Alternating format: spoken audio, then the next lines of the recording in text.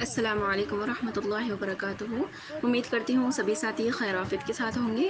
چلیے سبھی ساتھی اللہ رب العزت کی جانب متوجہ ہو جائیں قلبی طور سے، اور اللہ سے خوب مانگ کر بیٹھیں، خوب اچھی اچھی نیتیں لے کر بیٹھیں، اللہ کی رضا کی نیت سے بیٹھیں، اللہ کو پانے کی نیت سے بیٹھیں، قبلہ رخ ہو کر باوضو ہو کر تحیات کی حالت میں بیٹھیں، اچھے سے سر ڈھانک کر، اور اپنے گناہ پر بہت ہی نادم ہو کر استغفار کریں، اور نبی پاک صلی اللہ علیہ وسلم پر بہت ہی عظمت کے ساتھ، بہت ہی محبت کے ساتھ پیارا سا درود پڑھیں ساتھیوں۔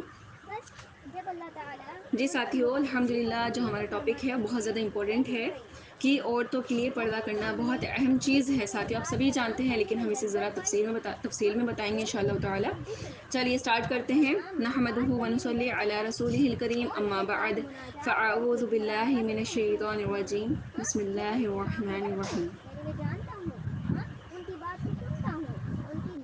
جی ساتھیوں، دیکھیے انسان کو قیامت کے دن جہنم کے اندر سزا دی جائے گی۔ اللہ تعالیٰ ہماری حفاظت فرمائے، ہمیں اس پہ پڑھنا ہے اللہم حافظنا من۔ چنانچہ علامہ ذہبی رحمۃ اللہ علیہ نے اکابر میں ایک حدیث لکھی ہے، کافی تفصیل کے ساتھ فرماتے ہیں کہ ایک مرتبہ سیدہ فاطمہ تو زہرا رضی اللہ عنہ اور حضرت سیدنا علی کرم اللہ وجہہ نبی کریم صلی اللہ علیہ وسلم کو ملنے کے لیے حاضر ہوئے، تو کیا دیکھتے ہیں کہ اللہ کے محبوب زار و قطار رو رہے ہیں، ریش مبارک آنکھوں سے تر ہو چکے ہیں۔ تو جب اس طرح سے دیکھا تو دونوں حیران ہو گئے، پوچھا اے اللہ کے محبوب، آپ کو کیا چیز رلا رہی ہے؟ کیا چیز رلا رہی ہے؟ آپ کیوں رو رہے ہیں؟ نبی کریم صلی اللہ علیہ وسلم نے ارشاد فرمایا، فاطمہ، میں جب معراج پر گیا تھا تو جہنم میں نے کچھ عورتوں کو عذاب ہوتے ہوئے دیکھا، مجھے یاد آ گئی میری امت کی عورتوں کی، تو میں ان کی وجہ سے رو رہا ہوں۔ تو پوچھتی ہیں اللہ کے محبوب، آپ نے کیا دیکھا ایسا ان عورتوں کو؟ تو نبی کریم صلی اللہ علیہ وسلم نے ان عورتوں کا کیا دیکھا آپ نے؟ تو نبی کریم صلی اللہ علیہ وسلم نے فرمایا کہ اے فاطمہ، میں نے پہلی عورت کو دیکھا کہ وہ جہنم کے اندر اپنے بالوں کے ذریعے سے لٹکی ہوئی ہے، اس کا جسم جل رہا ہے اور اس کا دماغ ہنڈیا کی طرح ابل رہا ہے۔ ساتھیوں، یہ کتنی بڑی بات ہے، کوئی چھوٹی بات ہے ساتھیوں؟ کہ ہانڈی میں دیکھیں جو ہوتا ہے، ہم انڈا ڈالتے ہیں، وہ انڈا جب ابلتا ہے تو کیسے ابلتا ہے وہ؟ تو ایسے ہی دماغ بتائیں یہاں پر ہنڈیا کی طرح ابل رہا ہے۔ اب بتاؤ بھئی، ساتھیوں، بالوں سے اگر کسی نوجوان کو پکڑ لینا تو اس کے بھی آنسو آ جاتے ہیں، ٹھیک ہے؟ نوجوان لڑکی ہے، ہٹی کھٹی ہے، لیکن اگر اس کے بالوں سے پکڑیں گے تو اس کے بھی آنسو آ جاتے ہیں۔ عورتوں کے بال ویسے بھی ذرا لمبے ہوتے ہیں، ہم نے دیکھا کہ معصوم بچہ بھی ماں کے بال پیچھے کھینچے تو تکلیف کی وجہ سے ماں کے آنسو نکل آتے ہیں ساتھیوں۔ تو جب کھینچنے کی تکلیف اتنی ہوتی ہے تو اگر پورا بدن بالوں پر ہوگا تو اس پر لٹکا دیا جائے گا تو پھر کیا بنے گا ساتھیوں؟ اس کو فیل کر کے سوچنا ہے کہ بال تو بہت زیادہ نازک چیز ہوتی ہے، اور اس پہ پورا بدن ہوگا تو کیا بنے گا؟ اور پھر جہنم کی آگ میں جلے گا۔ جہنم کی آگ الگ سے اتنی زیادہ خطرناک ہے، اس میں بھی چلنا ہے۔ آپ نے دیکھا ہوگا یہ روسٹ کیسے ہوتا ہے، دیکھیے چکن ہوتا ہے یا بریڈ ہوتا ہے، کچھ بھی ہوتا ہے، روسٹ کیسے ہوتا ہے ساتھیوں؟ مشین لگی ہوتی ہے اور آگ میں گھوم رہا ہوتا ہے نا، وہ روسٹ ہوتا ہے۔ مجھے تو وہی منظر نظر آتا ہے، ایسے ہی نہیں لگتا ساتھیوں؟ اللہ تعالیٰ بھی بالوں کے بل لٹکائیں گے اور نیچے سے آگ جلا کے جسم کو روسٹ کریں گے۔ اللہم حافظنا منہ۔ ساتھیوں، پوچھا اللہ کے نبی، کس لیے سزا ہو رہی تھی؟ کس لیے؟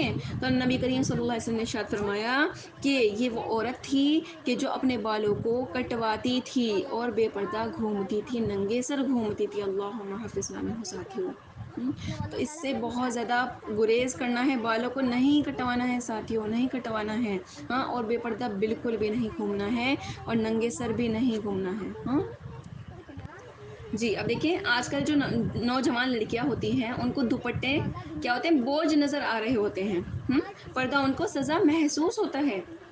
قیامت کے دن اللہ تعالیٰ بالوں کے ذریعے جہنم میں لٹکائے گا۔ ذرا اپنے ہاتھوں سے اپنے بال کھینچ کر بندہ دیکھ لے کہ کیا تکلیف ہوتی ہے ساتھیوں۔ تو جن کو بن سور کے نکلنے کا شوق ہوتا ہے، ان کے ذہن میں شیطان ڈالتا ہے کیا ہوتا ہے، ابھی تو عمر تھوڑی سی ہے، چھوٹی سی ہے۔ تو دیکھیں عطا اللہ شاہ بخاری رحمۃ اللہ علیہ نے دیکھا کہ ایک آدمی کی جوان العمر لڑکی مگر بے پردہ جاتی تھی، ٹھیک ہے؟ انہوں نے اس کو سمجھایا کہ بھائی بچی کو تم پردہ کراؤ۔ اس نے کہا جی چھوٹی ہے ابھی تو، یہ ابھی تو منہ سے دودھ کی بو آتی ہے، انہوں نے کہا اچھا بھائی دودھ پھٹنے سے پہلے خیال کر لو، پھٹ گیا تو کوئی اس کا خریدار نہیں بنے گا۔ سبحان اللہ ساتھیو، کیسی پیاری بات بولی ہے اور کتنی گہری بات ہے سمجھنے والوں کے لیے۔ ہاں، دودھ پھٹ بھی جاتا ہے۔ تو اسی لیے کیا ہے، یہ نہ سوچیں کہ ابھی تو بچے چھوٹی ہیں، بہت سے بچے ہوتی ہیں ساتھیوں کہ ان کو کیا ہوتا ہے عبایا پہننے کا، برقع پہننے کا بڑا ہی شوق ہوتا ہے، لیکن وہ جو گھر والے ہوتے ہیں نا، ماں باپ کیا کہتے ہیں کہ ابھی تو آپ چھوٹے ہیں، ابھی نہ کریں، ابھی ہم ماں نہ بنے آپ۔ ہاں، تو ایسے بالکل بھی نہیں ساتھیوں، بالکل بھی نہیں۔ یہ دور بہت زیادہ والا خطرناک چل رہا ہے، یہ فتنے کا دور ہے، اس میں تو جتنا بچائے اپنے بچیوں کو۔ ہاں، اب دیکھیے پردے کے 3 درجے ہیں ساتھیوں، ابھی بتاتے ہیں۔ پہلا درجہ قرآن پاک میں بتایا گیا، وَقَرْنَ فِي بُيُوتِكُنَّ، یہ 4 دیواریوں کا پردہ اپنے گھروں میں بیٹھی رہیں۔ ہاں، گویا شرعی ضرورت کے بغیر عورت کو گھر سے باہر نکلنے سے منع فرمایا گیا ہے۔ ٹھیک ہے، شرعی ضرورت ہے، شریعت کا کچھ کام ہے تو گھر سے باہر نکلیں، نہیں تو اپنے گھر میں ہی رہیں۔ عورت کی زندگی گھر میں ہے۔ وَقَرْنَ فِي بُيُوتِكُنَّ، بیٹھی رہو اپنے گھر میں، قرار پکڑو تو عورت گھر میں رہے گی، شرعی ضرورت ہوگی تو گھر سے باہر آئے گی۔ یہ 4 دیواری کا پردہ ہے، اور اگر گھر میں بھی رہتے ہوئے غیر محرم سے کلام کرنا پڑ جائے، یعنی بات کرنی پڑ جائے، مثلاً کوئی بندہ پوچھنے آیا، کوئی ملنے آیا، کوئی چیز دینے آیا، تو وہ ضروریات ہے۔ ہاں، وہ ضروریات ہے گھر کی ساتھیوں، اس میں کوئی حرج نہیں۔ بچے گھر میں نہیں ہیں تو عورت کیا کرے؟ ہاں، تو اس کے لیے دوسرا درجہ کیا ہے، فَاسْأَلُوهُنَّ مِنْ وَرَاءِ حِجَابٍ، حجاب کے پیچھے سے ان سے سوال کرے اگر ضرورت ہے تو۔ ہاں، بے ضرورت گفتگو سے ویسے ہی منع کر دیا ہے۔ اگر ضرورت ہے اور کوئی چیز مانگنی بھی ہے تو پردے کے پیچھے سے کرو۔ ہاں، پردے کے پیچھے سے مانگو۔ ذَلِكُمْ أَطْهَرُ لِقُلُوبِكُمْ وَقُلُوبِهِنَّ، جو کوئی بڑا نیک پاک بنے کہ ہمیں کچھ نہیں ہوتا، اللہ تعالیٰ فرماتے ہیں۔ اور اس وقت کے مخاطب تو صحابہ کرام تھے، اور اس آیت کے مخاطب نبی کریم صلی اللہ علیہ وسلم کی بیویاں تھیں۔ ان کو فرمایا کہ یہ ان کے دلوں کے لیے اور ان کی پاکیزگی کے لیے بہت اچھا ہے ساتھیوں۔ انہوں نے آپشن نہیں اٹھایا تھا اس چیز پر۔ تو ہم کیوں کہتے ہیں کہ نہیں، ہم تو بہت زیادہ پاک ہیں، ہماری تو نگاہ پاک ہے، ہم تو اس نگاہ سے دیکھتے ہیں ان کو، ایسا نہیں ہے ساتھیوں۔ جب انہوں نے آپشن نہیں اٹھائے اس آیت پر تو ہم بھی نہیں آپشن اٹھا سکتے۔ ہمیں جیسا اللہ نے کہہ دیا ہے، جیسا کم اللہ نے ہمیں دے دیا ہے، تو ہمیں بھی ایسا ہی کرنا ہے روٹوں ہو۔ ٹھیک ہے، تیسرا درجہ ہے کہ اگر بالفرض باہر نکلنا پڑ جائے، ڈاکٹر کے پاس جانا پڑ جائے، ہاں، مجبوری میں بچے کو ڈاکٹر کے پاس لے جانا پڑا، یا کوئی ایسی شرعی ضرورت پیش آ گئی، تو ایسی صورت میں اگر عورت نکلے تو شریعت نے اس کو حکم دیا، یدنین علیہن من جلابیبہن، تو یہ پھر اپنی چادر اپنے سینوں پر، چہروں پر ڈال لے۔ ولا یبدین زینتہن، اپنی زینت کو دکھاتی نہ پھرے۔ اب کچھ لوگ کہتے ہیں، یا عورتیں ہی کہتی ہیں، جی چہرے کا کیا پردہ؟ ہاں، دیکھیں بھائی، زینت اگر چہرے میں نہیں ہوتی تو کس جگہ ہوتی ہے؟ ہاں بتائیے، آپ بتائیں۔ ہاں، جو رشتے پسند کرتے ہیں وہ چہرہ دیکھ کر پسند کرتے ہیں نا، یا سر دیکھ کر پسند کرتے ہیں؟ بتائیں۔ اگر چہرے سے فرق نہیں پڑتا تو چہرے پر اگر ہم سیاہی لگا دیں، ہاں، کالش لگا دیں اور باقی تصویر بھیج دیں تو پسند کر لو گے؟ ہاں، کوئی پسند کرے گا آپ کو؟ یہ ہمیں نہیں نا، فیصلہ تو چہرے سے ہی ہوتا ہے، اور جسم میں سب سے زیادہ زینت ہوتی ہے، ہاں، چہرے پر ہی۔ تو جب زینت کو چھپانے کا حکم تو چہرہ چھپانے کو حکم نہیں۔ ہاں، کہتے ہیں جی چہرہ چھپانے سے کیا ہوتا ہے، پردہ تو آنکھوں کا ہوتا ہے۔ ہاں، کہتے ہیں نا بہت سے لوگ، یہ پردہ تو آنکھوں کا ہوتا ہے، ہاں، چہرہ بھی نہ چھپاؤ چاہے۔ ہاں بھائی، پردہ آنکھوں پر بھی پڑ جاتا ہے، تو اسی لیے شریعت نے حکم دیا ہے کہ عورت اپنی زینت کو چھپائے تاکہ نامحرم غیر مرد نہ دیکھیں اس کو، اور نہ اس گناہ کا راستہ ہموار ہو۔ آج جو مرد بدکار ہیں ان کی اس بدکاری میں عورتوں کی بے پردگی کا بہت زیادہ دخل ہے ساتھیوں، بہت زیادہ۔ کیونکہ دیکھیں معاشرے میں گندگی کس نے پھیلا رکھی ہے؟ عورتوں نے ہی پھیلا رکھی ہے۔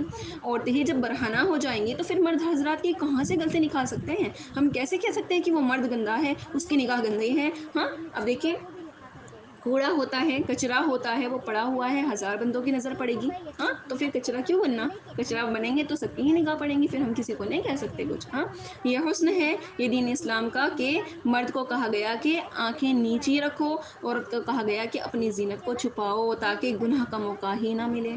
ہاں، موقع سے ہی بچا لیا۔ آنکھیں دیکھتی ہیں، دل چاہتا ہے، اور پھر شرمگاہ اس کی تصدیق کر دیتی ہے ساتھیوں۔ اس میں ایک خاص بات ذہن میں رکھیے کہ کئی مرتبہ کیا ہوتا ہے، رشتہ دار جو ہوتے ہیں وہ گھر میں آ گئے. اب رشتہ دار بھی بحال رکھنی پڑتی ہے بھائی، رشتہ داری بھی نبھانی پڑتی ہے. تو کچھ لوگ کہتے ہیں جی ان سے کیا پردہ.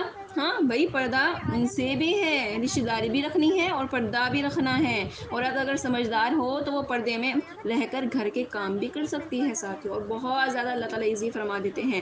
ہم سوچتے ہیں کہ بھائی کیسے ہوگا، کام بھی کرنا ہے، چادر بھی پہنے اور چھپے بھی نامحرم سے، کیسے ہوگا. بہت ایزی ہو جاتا ہے ساتھیوں اگر ہم کرنا چاہیں تو. ہاں اللہ ہمارا پورا ساتھ دیتا ہے. اب دیکھیے ایک واقعہ یہاں پر پیش کرتے ہیں آپ کے سامنے کہ مولانا صاحب ہیں، انہوں نے بتایا کہ ہمارے جامعہ میں ایک مرتبہ ایک بچی پڑھنے آئی. ٹھیک ہے، تو اس نے دوپٹہ اپنایا، ہاں پہنا ہوا تھا، یعنی 10ویں کا امتحان شاید پاس کر کے آئی تھی، یعنی 10th کلاس کا. ٹھیک ہے، پیپر دے کر آئی تھی. اس نے گھر والوں کو بتایا کہ میں غریب گھر کی بچی ہوں. ہاں یعنی مولانا کے گھر والوں کو بتایا کہ میں غریب گھر کی بچی ہوں. میں نے حضرت کا بیان سنا، میرے دل میں بات آئی کہ میں دین کا علم پڑھوں. میرے والد کی حیثیت تو اتنی بھی نہیں کہ وہ مجھے کتاب خرید کر دے سکیں، البتہ میں ان سے اجازت لے سکتی ہوں کہ میں آگے اسکول پڑھنے کے بجائے. اب دیکھیے وہ جو لڑکی تھی مدرسے کہہ رہی ہے کہ میں اجازت لے سکتی ہوں، میں آگے اسکول پڑھنے کے بجائے مدرسہ پڑھوں گی. گھر والوں نے مجھے بتایا. ہم نے ان سے کہا کہ فوراً داخلہ دے دیں. انہوں نے کہا جی وہ تو پردہ ہی نہیں کرتی. ہم نے کہا انشاءاللہ جامعہ میں آئے گی تو پردہ بھی کرے گی، کیوں نہیں کرے گی. ہاں ہم نے اسے داخلہ بھی دے دیا اور اسے 1-2 دن ذرا سمجھایا اور ایک برقع اس کو تحفہ میں دے دیا، ہدیہ بھی دے دیا. ہاں اب 1-2 دن کے اندر بچی کی طبیعت بھی دین پر لگ گئی تھی اور اس نے باقی بچیوں کو بھی دیکھا کہ سب پردے میں آتی ہیں، تو اب اس نے برقع میں آنا شروع کر دیا. سبحان اللہ، اللہ کی شان. ایسی ذہین بچی نکلی کہ 4 سال ہمارے پاس پڑھی. 4 سالوں میں ہر سال وہ جامعہ میں فرسٹ آتی رہی. سبحان اللہ. عمر میں سب سے چھوٹی ہوتی تھی اور نمبر میں سب سے بڑی ہوتی تھی. ایسے فوٹوگرافر اس کا کیا تھا، میموری. کہہ رہے ہیں کہ میں نے اپنی زندگی میں بہت کم لوگوں کی دیکھی ہے اتنی بہترین میموری. ٹھیک ہے، ایسے بلا کی ذہین تھی وہ بچی، حیران کر دیا اس نے. ہاں خیر وہ بڑی تقیہ نقیہ تھی. اس نے دینداری پرہیزگاری کی زندگی اپنا لی، ذکر اور اذکار کرنے لگ گئی. بیعت ہوئی، اس کی زندگی دین پر بہت لگ گئی. اب اللہ تعالیٰ کی شان دیکھیے کہ اس نے جب برقع کرنا شروع کر دیا، برقع پہننا شروع کر دیا، تو ماں باپ کو فکر لگ گئی کہ ہماری بیٹی تو ہم نے پڑھنے بھیجی تھی، ہاں مولود بننے کے لیے تو نہیں بھیجی تھی. انہوں نے جامعہ میں پیغام بھجوایا کہ جی ہم نے اپنی بچی کو پڑھنے کے لیے بھیجا تھا، اس لیے تو نہیں بھیجا تھا کہ اس کو مولوی بنا دیں. خیر ہم نے سن لی یہ بات، مولانا صاحب کہہ رہے ہیں. اب وہ معاملہ چلتا رہا.